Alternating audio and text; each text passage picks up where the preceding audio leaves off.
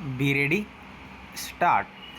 बलुतेदारांचा प्रश्न दिवसेंदिवस गंभीर बनत असला तरी त्याच्याकडे तितक्या गांभीर्याने पाहिले जात नाही, हेही तितकेच खरे आहे.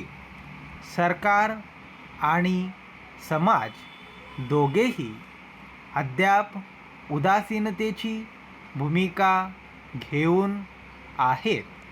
काळाच्या रेट्यात काय टिकेल आणि काय गळून पडेल याचा वेध योग्य वेळीच घ्यायला हवा.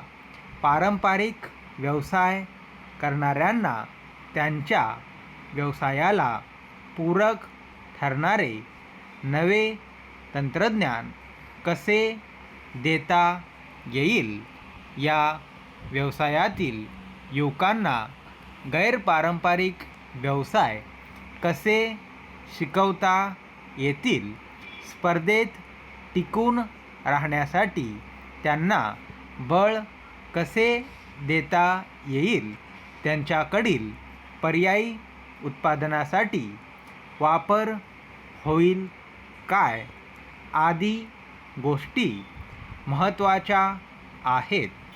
बऱ्याच बलुतेदारांनी काळाची साथ ऐकून नव्या क्षेत्रात पदार्पण केले आहे, पण हे पदार्पण किंवा स्थलांतर मानसिक आणि आर्थिक आघाडीवरही त्रासदायक असते. हा त्रास कमी व्हावा, नवे क्षेत्र सुलभपणे मिळवता यावे आणि ते सुखकर ठरावे यासाठीचे नियोजन करण्याची गरज आहे. वाढत्या शहरीकरणामुळे माती, शेण, राख यांसारख्या गोष्टी झपाट्याने कमी होत आहेत. त्या आहेत तोपर्यंत व्यवसाय कसा तरी टिकवून ठेवता येईल, त्यासाठी शासनाने मदतीचा हात जरूर पुढे केला पाहिजे. ते न करता उत्पादनासाठी आवश्यक असणाऱ्या कच्च्या मालावर रॉयल्टीच्या स्वरूपात भरमसाठ कर आकारणे गैर आहे.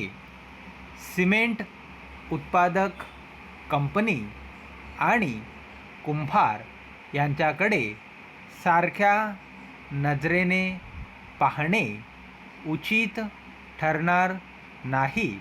आधुनिकीकरणाच्या काळातही सर्वसामान्यांच्या अनेक गरजा भागविणारे हे व्यवसाय भविष्यकाळात चालतील की नाही असा विचार करीत असतानाच त्यांचा वर्तमानकाळ सुखाचा करणे सहज शक्य आहे.